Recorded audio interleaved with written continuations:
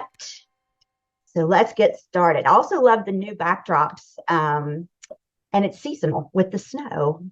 In New York, we get a lot of snow. All right, so we've all been there, right? Racking your brain, trying to think of all the different tools you have to bring your class concepts to life and engage your students in dynamic learning experiences, and preferably some tools to put those laptops and cell phones that monopolize our students' attention to productive use during class, right?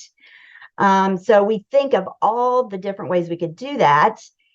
However, suddenly it dawns on us, none of these tools has the power to capture lightning in a bottle with interactive experiences like Kahoot. So welcome to Uncommon Kahoots. Have you ever? I'm Dr. Jennifer Robinette. I've been teaching college communication courses since 1994. I spent 10 years working in the corporate world and then went back to get my PhD and earned my PhD in communication and information studies from the University of Kentucky in 2011. My dissertation is on what makes computer-mediated communication feel interactive. And I have been a communication and public relations professor and public speaking across the curriculum coordinator at Marist College in Poughkeepsie, New York for 8 years now, since 2015. And I've been using Kahoot since 2018. I actually put 2019 in the chat earlier on YouTube, and then I went and actually checked, and it was 2018 that I started. And my students introduced me to Kahoot. So let's get started. So we're going to talk about, have you ever taught an hour-long Kahoot class? Have you ever had TAs conduct Kahoot classes? And have you ever incorporated lightning rounds?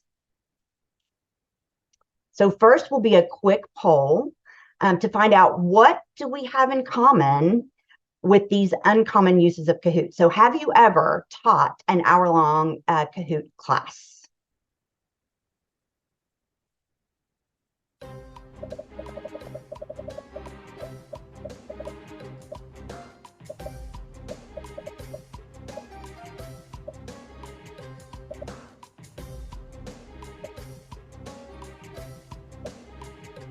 I love the way Josh counted down 3, 2, 1. I think I'm going to start doing that. Okay, so a number of you have, 20 of you have done that, but a lot of you haven't. So we're going to talk about different approaches to doing that. So word cloud, what kind of hour-long class did you use Kahoot to teach?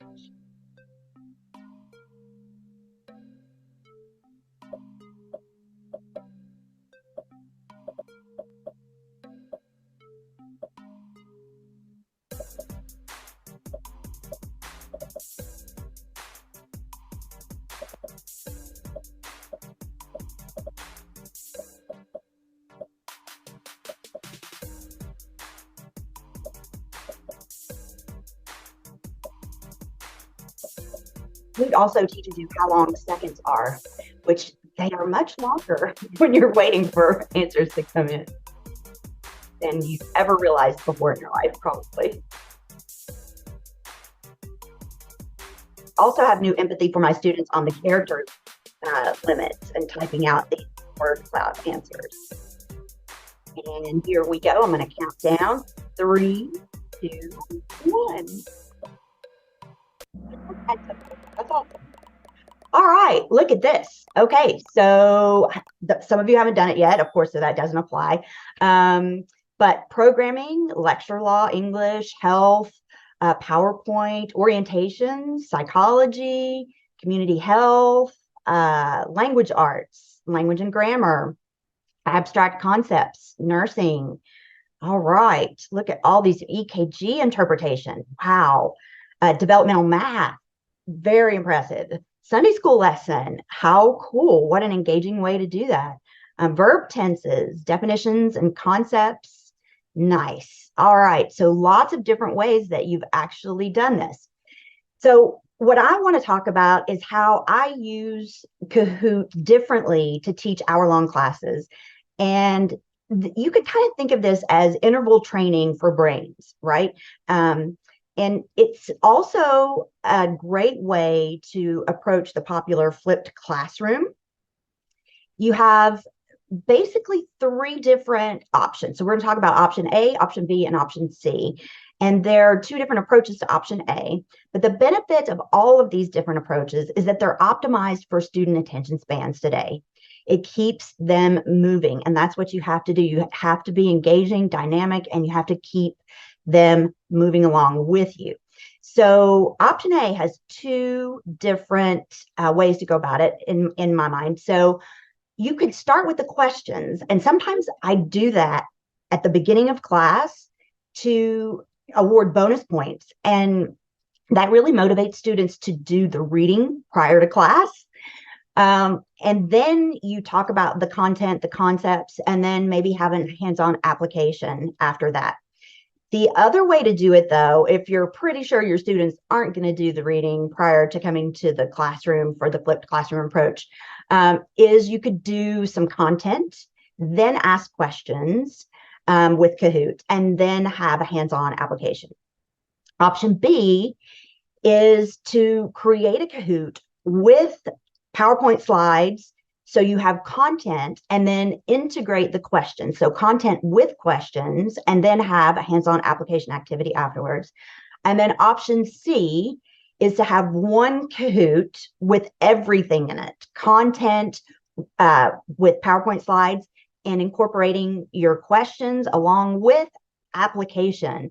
And all the different types of question options that we have now provide so many ways to apply new concepts. So I'm going to just give you a few examples of how I do this. Option A is more common.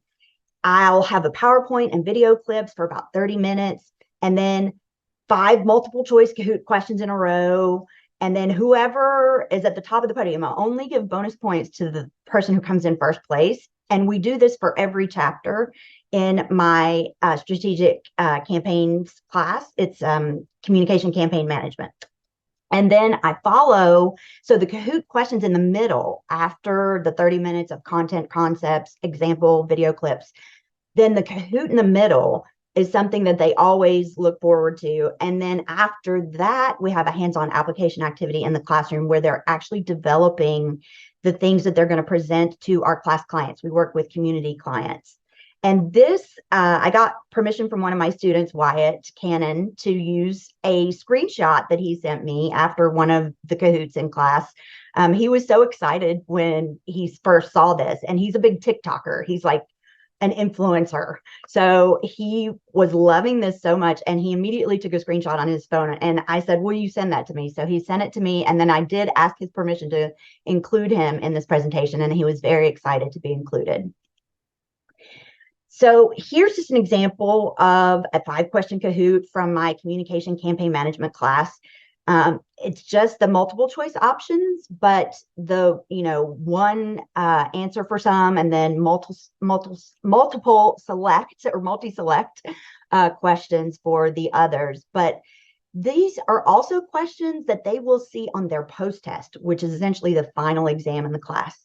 So all throughout the semester, we're doing these 5-question Kahoots that have questions that they're going to see on the post-test, and they actually can look at the post-test study guide throughout the semester.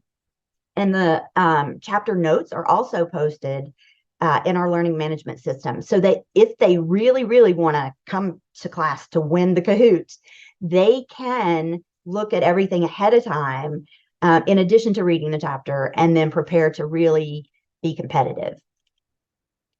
Okay, option B is less common, and I do this in my PR cases class, public relations case studies. This class is heavily driven by student presentations. They research a case in public relations. It's sort of like a PR history class, and then they present it to the class. So I kick off every week in class. So each week we do a new chapter in the textbook. And the very first class of the week is always started with a 30-minute Kahoot. And that 30-minute Kahoot begins with PowerPoint slides. So there's content. And then I integrate multiple choice questions periodically throughout those content slides. And then after that 30-minute Kahoot is over, we start the first of the student presentations for the week, and also award bonus points. So this is an example from my PR Cases 30-minute Kahoot. You can see it's for bonus points up there. That's my logo that I have for all of the Kahoots in this class. And then there are content slides that we talk about, and then they have questions immediately following them. This essentially is a listening test too. So it's like, were you paying attention to what we just talked about? And so, but it really helps reinforce the concepts too. And then the students really get into it more. They get so competitive about this. And then you can see I have a slide at the end to introduce the case study presentations and kick those off. Okay, option C is probably the most uncommon. And this is an hour-long Kahoot with PowerPoint slides and even video clips incorporated into your Kahoot, and then interweaving polls, word clouds, puzzles, true-false questions, multiple choice, and multi-select questions. And where I use this most often is in our power presenting workshops that I created for Marist College as public speaking across the curriculum coordinator. So let me take you inside a power presenting workshop Kahoot that is an hour long and show you how I do it. So I would start it off with a poll. These are delivered in our first year seminar courses, which are those are the first year University 101 courses that people have been talking about all day. And so all the freshmen get this power presenting workshop. And the first thing they get in the Kahoot is a poll asking them, have you ever taken a class in which you practice delivering speeches? And then they can usually see the results afterwards, and it's very reassuring to them, because most of the time, unless it's an honors class, most of the time, the majority of the students in the class, and these are all first year students, say, no, they have not taken a class where they've practiced delivering speeches. And it is very uncommon to come out of high school having had a dedicated public presentation or public speaking class. Usually, if you get any training at all, it's a small sliver in an English class. But it's reassuring to them because they're usually nervous about the prospect of delivering a presentation in college. And so they see the results. And like I said, unless it's an honors class, this has never failed to really work and be reassuring to them. And then you can see I have a preview slide showing them what's coming up. And then I have a word cloud. What are some symptoms of anxiety? And I like to, as I just did, and I'm going to do throughout this presentation, introduce something like a word cloud with a slide that I incorporate first. And that gives them some time to think about it before the word cloud question comes up. So, what are the symptoms of anxiety? That slide is presented, and then the word cloud, and they can type in their answers. And then when those answers come up, it's always a great thing because there are so many common symptoms that people point out so that they can see that they're feeling the same things that everyone else is feeling about presenting. And if anyone ever tells you they don't get nervous before delivering a presentation, they're lying. So, or they are adrenaline junkies and they just really love the adrenaline rush that you get when you have to deliver a presentation. So that's what I use the results of the word cloud to sort of reinforce is, look, everyone's feeling the same types of symptoms. And that's because they are a direct result of an adrenaline rush that you get when you have to deliver a presentation. And then I start talking about how to harness anxiety, know the facts and have a plan. And then we talk about how nervousness is just your brain triggering your body because you have to do something. And we need it. We need that extra adrenaline to get us moving. And then I'll talk about examples like with procrastination. You put things off, put off preparing for that test, put off preparing for that presentation until it's almost too late. And when it's almost too late, suddenly you can jump into action and do everything you need to do. That's because you finally have enough adrenaline pumping through your system to get you moving. So adrenaline is our friend, and what we normally refer to as nervousness or anxiety is something that you need to get you moving. Then I'll have a video clip. So in Kahoot, you can insert a video clip.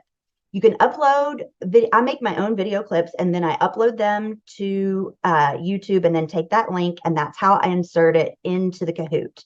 So we come out of talking about what is nervousness and shared experiences with that. And then we watch this great clip, a small clip, because we don't have time for the whole thing, from this great presentation. It's a TED Talk that was delivered to kids about how I overcame my fear of public speaking. And this young man actually developed a great app called ORAI, Oral AI. And that's what his presentation is about. But he talks to his audience about a very specific experience that he had, because it's TED Kids, right? And then I ask a question right after the video clip.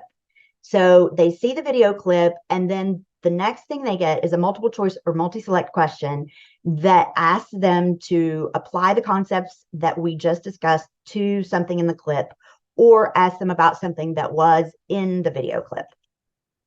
So this is an example of my question that I use after the clip from Danish's TED Kids talk. Danish built common ground with his audience by talking about his experiences as a child, because this is how he builds his credibility and bonds with his audience.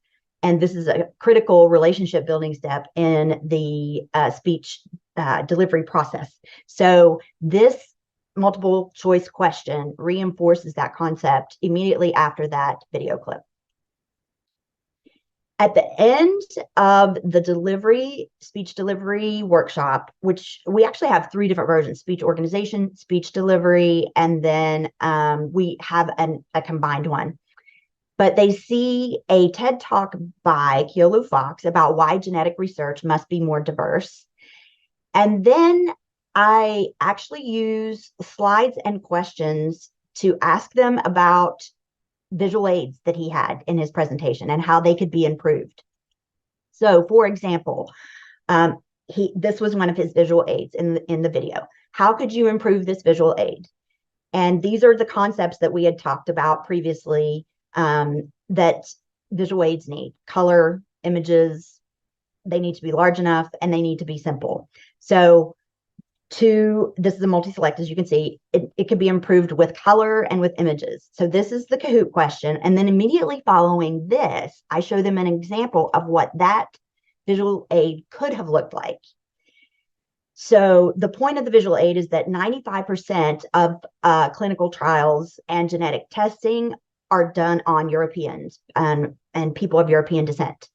So this is one of his essential points about why genetic testing needs to be more diverse. And so this visual aid actually conveys that in a visual way. You don't have to read it for it to make sense, right? You can see what the 95% means when you see the pie chart there.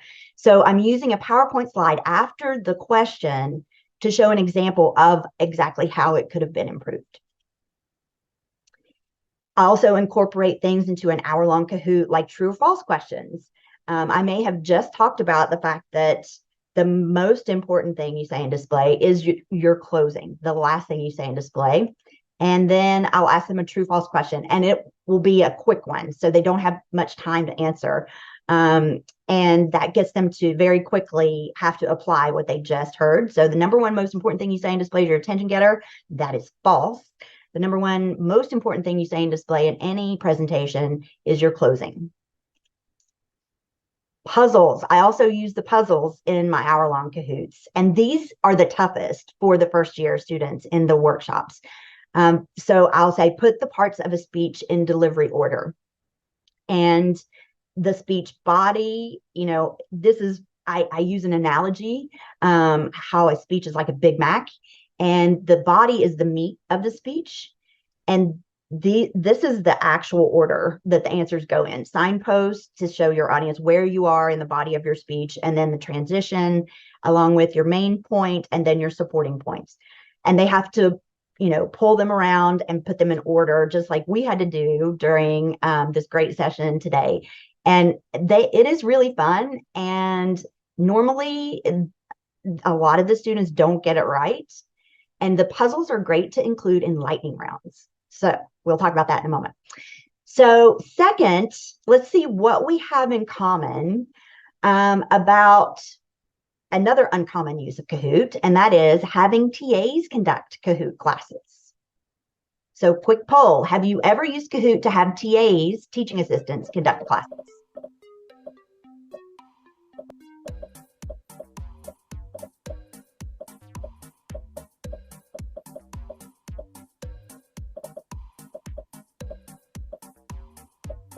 All right, here I go, Josh. 3, 2, 1.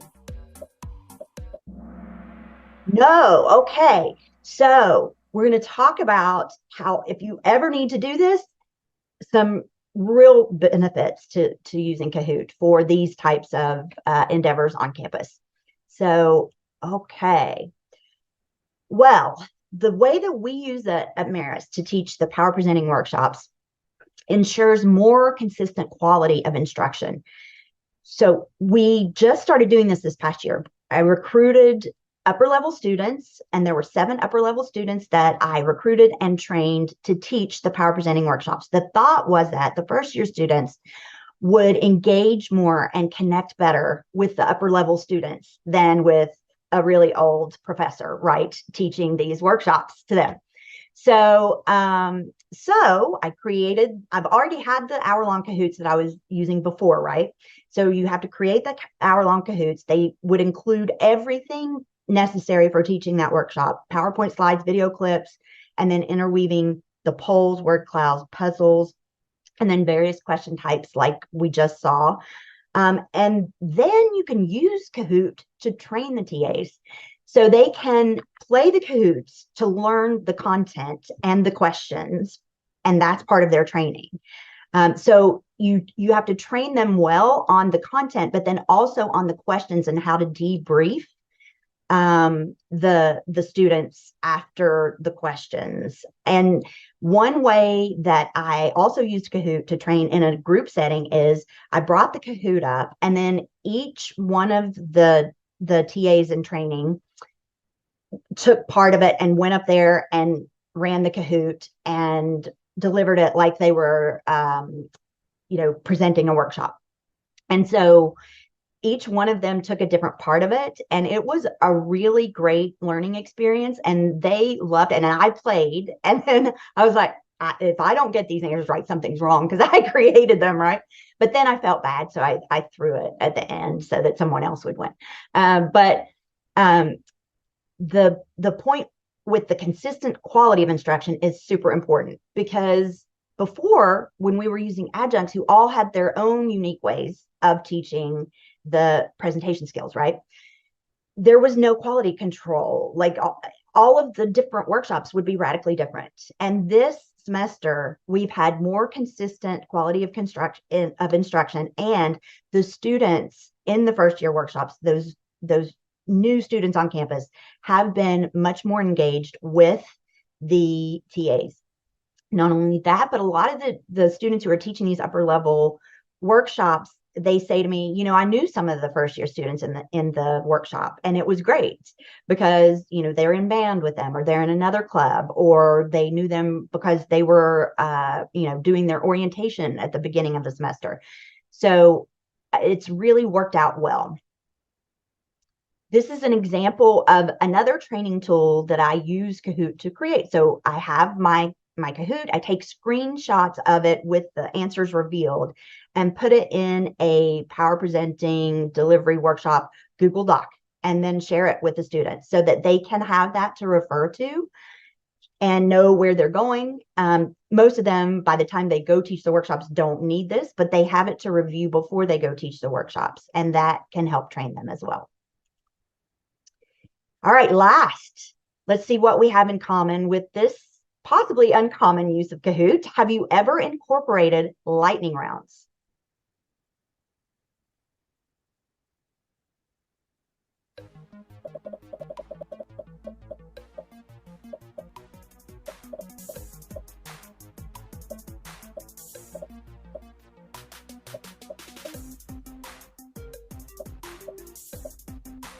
we go. 3, 2, 1.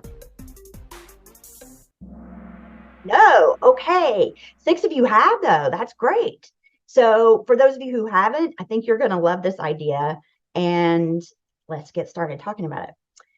The benefits of a lightning round at the end is that they reinforce the concepts that you just presented, and it can also result in sustained motivation for students, because I've noticed over the years that students can start to get discouraged if they're losing, and I experienced that firsthand, by the way, competing against all of you earlier. So yeah, you can really start to get discouraged, and then they might not want to continue, or not answer a question here or there. So what you do is you take the toughest questions, and for the power presenting workshops, for instance, there's always at least one, I think 2 puzzles in the lightning round. And you have to give them less time to answer. You tell them at the beginning of the hour-long Kahoot class that you're going to have a lightning round at the end, and they will see some of the questions again and have a second shot at them. And at the end, then you introduce it less time, and then you make them worth more points. So that way, if they've gotten behind in the Kahoot, they have a shot at still winning this thing. So that can help keep them motivated. So you take a few tough questions that they've answered before, give them less time to answer the repeated tough questions, and then the correct answers are worth more, and that provides students with hope. I like to introduce the lightning round with a dramatic slide like this, like a lightning round, here we go, right? And I'm just sharing some of my results with you here. This is an example of that, parts of the body of a speech puzzle. You can see here in this Kahoot, 18 students got it wrong the first time and only 1 got it right. And then that was at slide 33, right? So that was that question. And then you can see how much later the lightning round is. So this is now slide and question 61. And you can see the results. 24 of them got it right the second time around. And so that is what we're looking for, right? Movement, retention of information, and the ability to actually take something away from a 60-minute experience that they'll remember.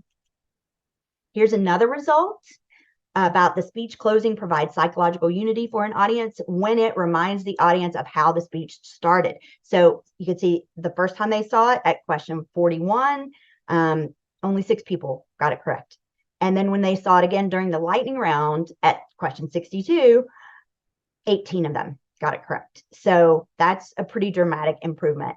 And then also, I was just talking with one of the students who teaches the power presenting workshops yesterday. She stopped in during my office hours, and she told me, she's like, I think I had the best workshop I've ever conducted yesterday. And I was like, that's fantastic. And she was telling me about it. And she goes, especially the lightning round. She said, so many more of them got the answers right during the lightning round. And she found it extremely rewarding to see that improvement herself. Okay, so today we've talked about uncommon Kahoots, how you can have an hour-long class and have an interval training approach to that with Kahoot, and then how you could have TA-conducted classes be more consistent with Kahoot, and then lightning rounds, the ability to keep people motivated as they play. So the next time that you are brainstorming about the tools you have for teaching interactive classes, remember that no tool in our toolbox has the power to capture lightning in a bottle like Kahoot, especially when you use Kahoot in uncommon ways.